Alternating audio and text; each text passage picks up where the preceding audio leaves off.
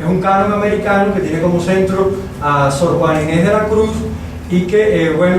esa investigación ya está en la universidad y espero que podamos comentarla en otro momento. A partir de ese proceso que iniciamos en la universidad, se constituyó un grupo de investigación que les mencionaba ahorita, se llama Literatura, Sociedad e Ilustración de la Nueva Granada. Se están haciendo en este momento otras 2 tesis sobre Manuel de Socorro Rodríguez y se hizo un seminario internacional el año pasado en Bogotá, en la que tuvimos oportunidad de presentar esos trabajos y de confrontar esas ideas con algunos de las estudiosas más importantes y estudiosos del siglo XVIII en Latinoamérica. En ese sentido, lo interesante, y es donde empieza, digamos, termina de alguna manera casi este segundo acto de la obsesión,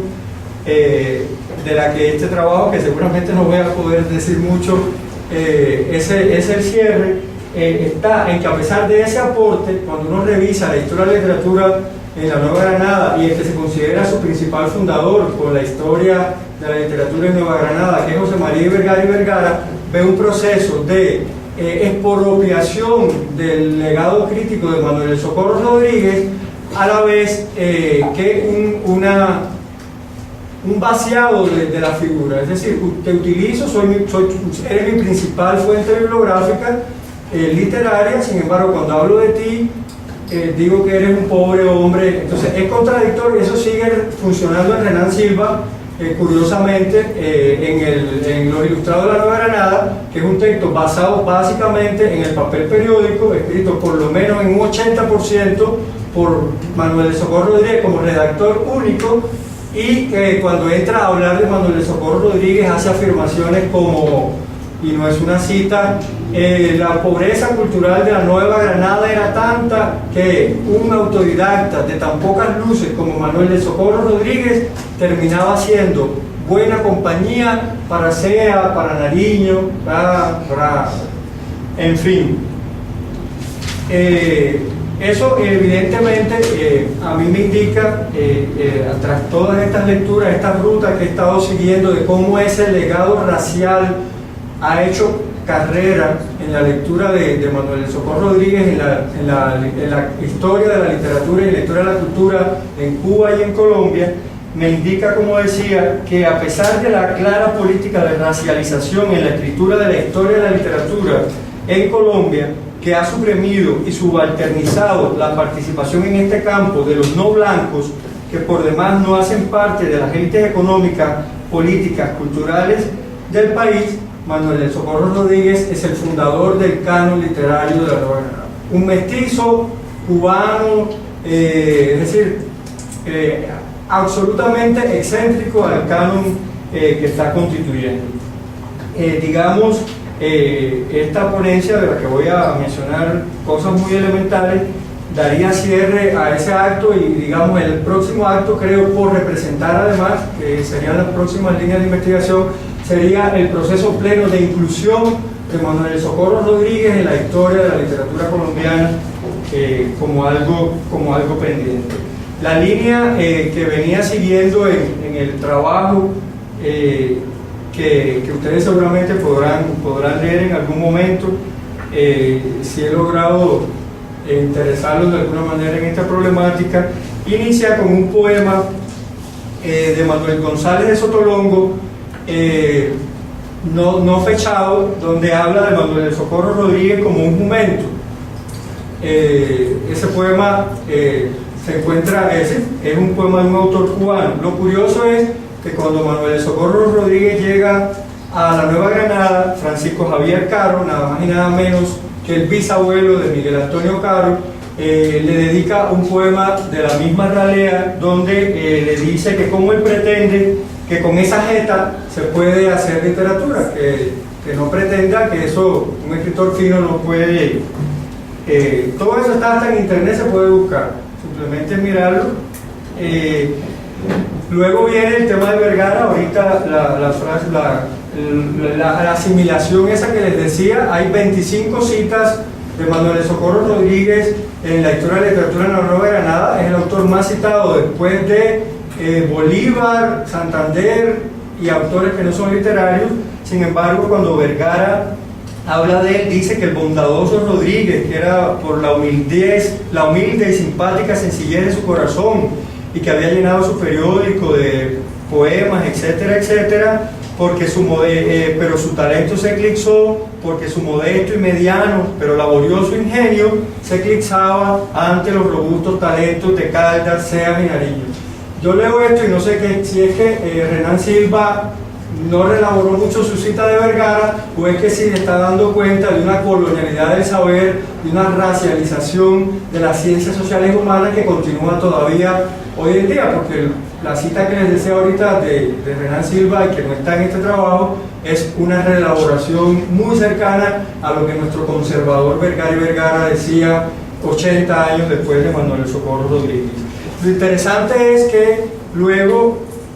nada de esto que estoy presentando son descubrimientos de documentos. Todos los documentos están accesibles y casi todos están en internet. Simplemente los estoy relacionando y poniendo en una línea temporal para explicar cómo se han dado estas políticas de racialización. Hay una carta de Miguel Antonio Caro a Menéndez y Pelayo, donde retoma con mucha satisfacción el desprecio de su bisabuelo por Manuel Socorro Rodríguez, pero le remite unos manuscritos sobre sus poemas. Recordemos que Menéndez y Pelayo es el autor de la antología y de la historia de la literatura, que en la celebración del tercer centenario acuña de alguna manera un concepto de literatura latinoamericana, hispanoamericana, que no existía antes, y se acuña desde España y desde la colonia. Curiosamente, Menéndez y Pelayo, con las buenas informaciones, las fidedignas informaciones de Caro, que se ocupa muy especialmente de aclarar que es un mulato, habla de Manuel Socorro Rodríguez tanto en Cuba como en Colombia, pero no incluye ninguna obra de Manuel Socorro Rodríguez en su antología. A partir de esto voy a leer un pedacito final para terminar, porque ya me pasaron, seguramente ya se me pasaron hasta los 5 minutos. Sí, rápidamente. Manuel González de Sotolongo, en nombre de las élites criollas habaneras, y Francisco Javier Caro, en representación de las élites letradas coloniales de la Nueva Granada, se lanzan contra el mestizo que intenta invadir el espacio social restringido que se han reservado para ellas, esgrimiendo como su principal arma el capital de la blancura. José María Vergara y Vergara y Miguel Antonio Caro, en correspondencia con los dos momentos de la República en que desarrollan su labor política e intelectual, siguen vinculados al ideario racista criollo, en el que continúan sin tener cabida las producciones literarias y culturales de las minorías étnicas, excluidas de igual modo del proyecto de una nación blanca, católica e hispanófila. Mientras que Menéndez y Pelayo, desde la posición central con respecto a las naciones y territorios coloniales hispanoamericanos que le confería su ubicación metropolitana, amplificó los prejuicios de sus antecesores nacionales y conformó un canon hispanoamericano postcolonial hecho a la medida de la nostalgia imperial española y de la matriz de dominación en la que se había basado la colonialidad del poder. Rodríguez quedó atrapado en lo que Mignolo denomina la colonialidad del ser. Su configuración ontológica se produce en el poder diferencial del racializado, citando a Mignolo. En su caso, no solo la raza se presenta como problemática, sino su condición económica subalterna y su profesión de la ideología realista al triunfo de la independencia en la Nueva Granada. Son excepcionales en la historia de la literatura latinoamericana los casos de autores no europeos o mestizos que fueron aceptados como parte del canon literario o que tuvieron apenas acceso a la tecnología de la letra, y los que lo lograron difícilmente podían actuar fuera de ese patrón de poder. Rodríguez hizo parte de una élite de pensadores criollos y mestizos que pudieron acceder a la escritura y la imprenta, aunque su producción escrita no pudo alcanzar la visibilidad y circulación de los autores metropolitanos. Su ejercicio de la escritura fue asumido como una violación del código ético racial en que se sustentaba la colonialidad del poder virreinal.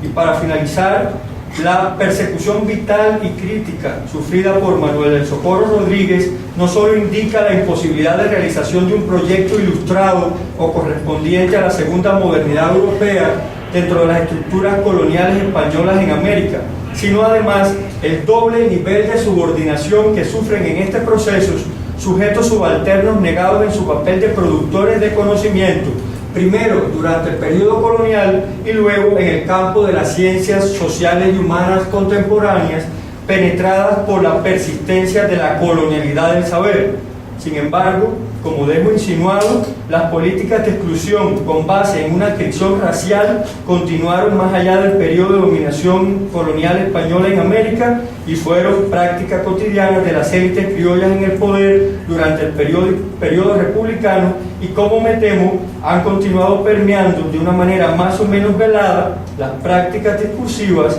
de ciertos sectores conservadores de las ciencias sociales humanas contemporáneas en Colombia e Hispanoamérica en general. Muchas gracias.